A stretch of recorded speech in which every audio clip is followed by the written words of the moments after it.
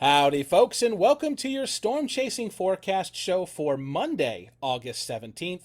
I am Gabriel Harber, joined here today by Coach Cameron Nixon. What's going on, man? Hello, not too much. How you doing, Gabe? I'm doing wonderful. We've had quite the eventful last 48 hours here in Columbus, Ohio. We don't get a whole lot of tornado action, especially this far east into Ohio, but we had a tornado warning nights ago, and then earlier today there was a tornado warning just to the east of me. So it has been actually pretty active out here over the last couple of days, all things considered, when I wasn't expecting to see anything like that. Yeah, what would you call it? A tornado machine? Tornado machine. I suppose if we're going to let the cat out of the bag, for those of you who were tuning in earlier this week, let it be known that Cameron had absolutely nothing to do with the title, nothing to do with the thumbnail. That's all me. He did not call it a tornado machine. The MCV that we talked about on what day was that? Was that Thursday or Friday? Yeah, I it's can't like remember. Wednesday, Thursday. Yep, Yeah. something like that, something like that. We won't be calling the 2% a tornado machine again, is the, I think, consensus Cameron and I arrived at, so.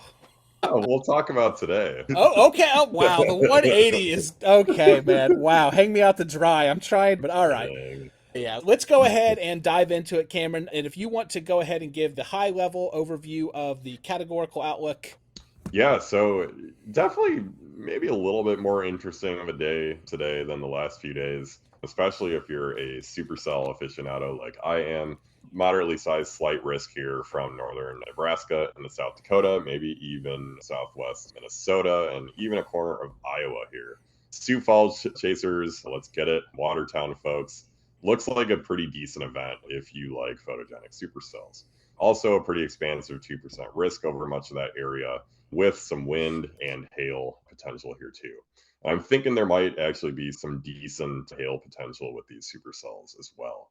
And the culprit for today is going to be a little bit of enhanced flow here over the northern and central plains that we really haven't been dealing with a whole lot lately. And you can see that this is just this classic kind of northwest, even more westerly, more zonal flow.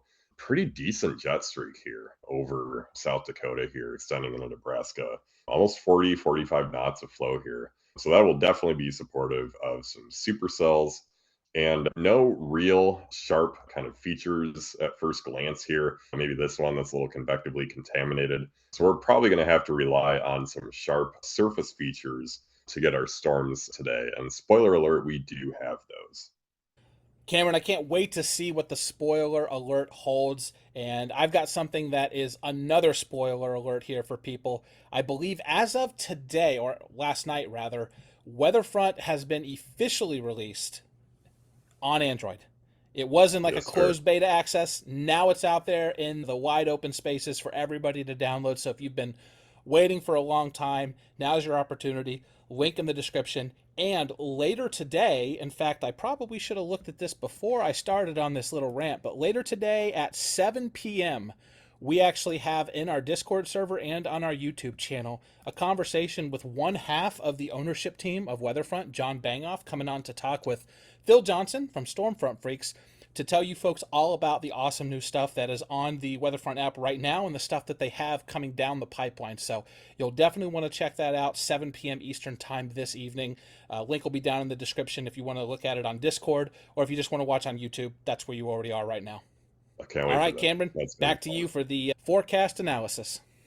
Sweet deal. So we can pick and pry and see if we could see anything in our kind of mid-level 700 millibar flow pattern. Not a whole lot, even in 700 millibars. So again, I think we're just going to have to go straight down to the surface. So let's do that. Let's look at our current prevailing surface pattern here as we go later on into the day. You see, we get a kind of front forming here in southeast, kind of South Dakota. A little bit of a wind shift here. And when I throw up some cam data, various cams actually have it a little bit sharper than this. I've definitely noticed throughout my time here, so maybe this is a helpful tidbit to most folks, that the wrap frontal surface features, especially in weak forcing, really don't seem that great. At least their depictions of these fronts. The wrap is often very messy and diffuse with these boundaries, whereas the NAM and the HRRR generally have a little bit sharper boundaries. So we can look at the HRRR and what it thinks for this. honestly, this is even more diffuse than the wrap, which is not Yeah, I was not actually super gonna great. see if you thought the same thing, because as I was doing a little analysis before we started the show, I was thinking the Yeah. same thing. Like, man, the surface pattern on the herd does not look very organized at all. Yeah. I think I was largely looking at the NAM for this, and definitely looks a little bit better. You have kind of this boundary here. Let me throw up dew point. Maybe, yeah, you can see it a little bit better in the dew points here. Definitely not as strong a forcing as I thought. Yeah, you could definitely see it in the herd's dew points too. So maybe some of this boundary is tied to maybe just some levels aloft above the surface. That might be possible. Maybe if we check 850, we might see some semblance of a more sharper wind shift.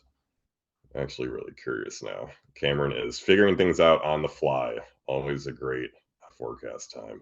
No, this is Yeah, awesome because it's great to be able to get into the head of somebody who we respect so much and see how you like work out these issues in the moment, because a lot of us are dealing with the same thing on a chase day. yeah, I appreciate it. You're probably giving me too much credit. Probably should have looked at this beforehand. But you could definitely see, I think, a stronger signature for this boundary actually aloft. Now, this is not super uncommon because all your flow is geostrophic here and you're dealing with kind of frictional effects and the washing out of boundaries due to daytime heating at the surface.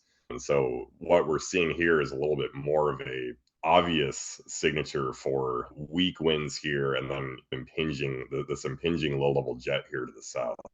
And so this is, you can infer this to be a wind shift vorticity zone here. Probably some kind of elevated moisture boundary too might help with the initiation of these storms. So yeah, definitely a little bit more complicated surface pattern than I thought there was going to be. But let's check out the NAM and just start plucking a couple soundings here. See if we can see any clues as to how storms might be initiating later on. We could pluck one a little bit, kind of the late afternoon hours. And you could see this kind of elevated moisture nose here. You mix out considerably in these low levels. But this is a pretty great profile for convection initiation, right? Deep boundary layer, lots of mixing here, especially along the front, right? You might get higher moisture here.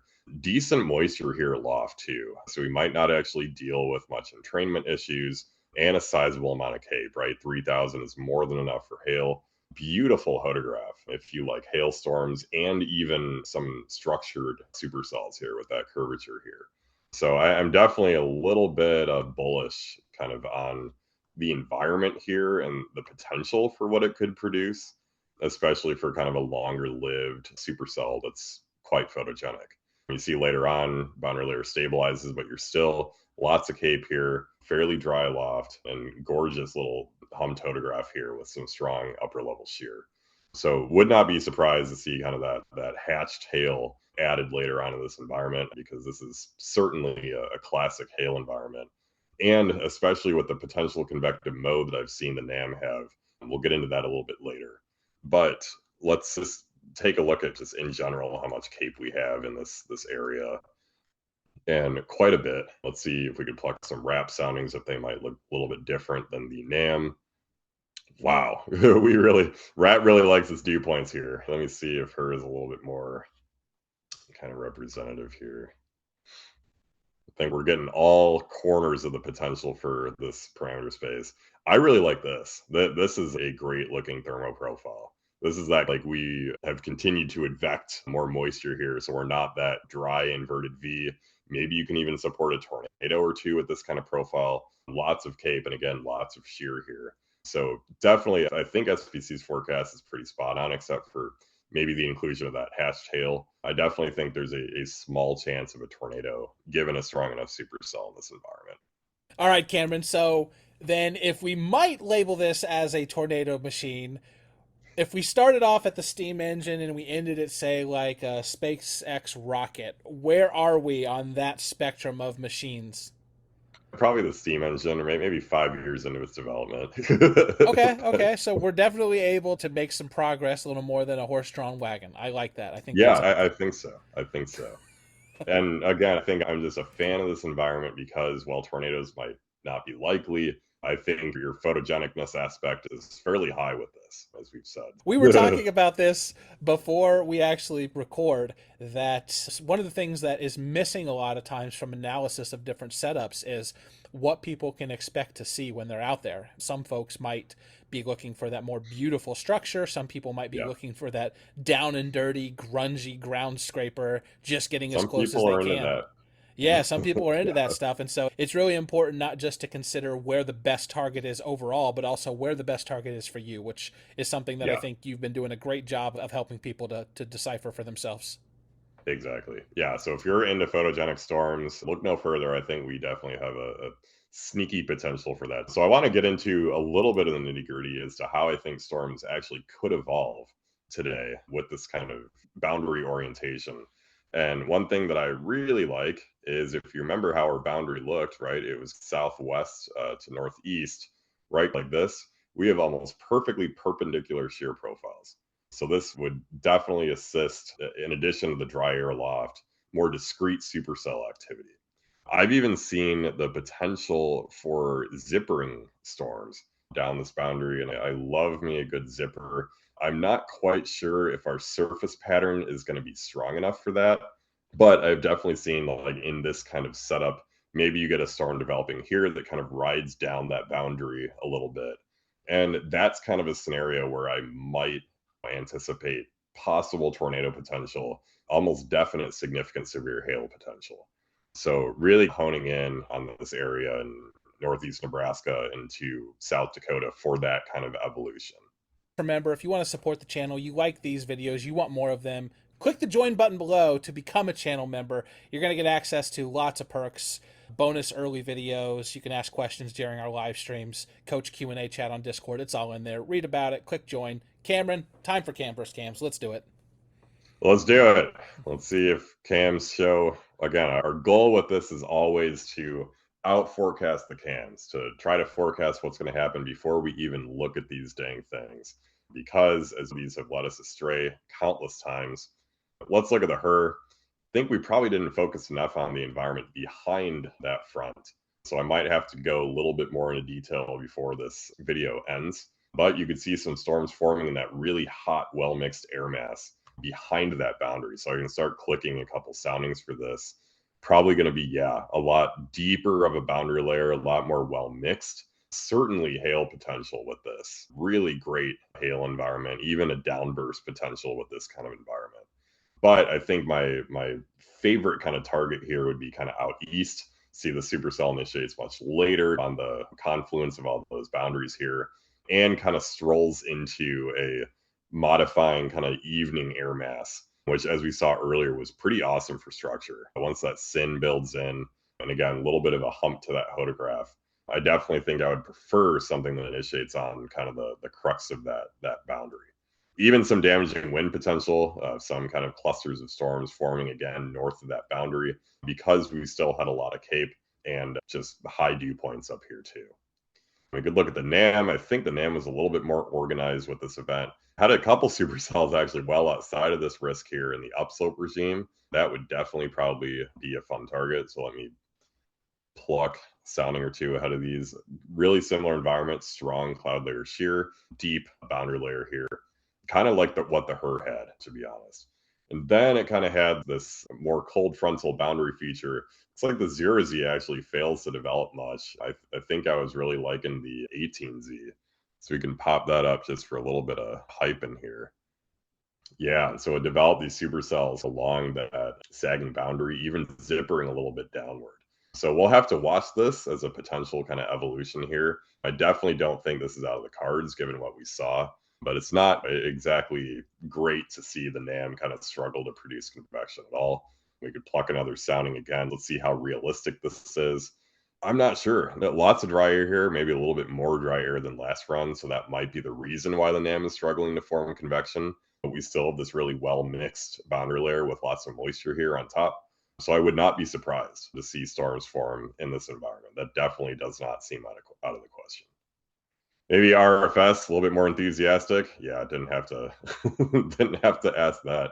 Both targets going. Pretty good supercell potential here. Again, really deep, well mixed boundary layer, mostly hail potential. see if the MPAS is a little bit more kind of realistic here. Has the most robust convection forming kind of along that front. Again, maybe a supercell or two forming west of there. So we definitely have a pattern here, right? We have this main kind of boundary feature probably producing the most robust convection, but just these sporadic high-based halers west of here that I think could also serve for a significant severe threat. Remember to check out those links in the description below, and then watch another video.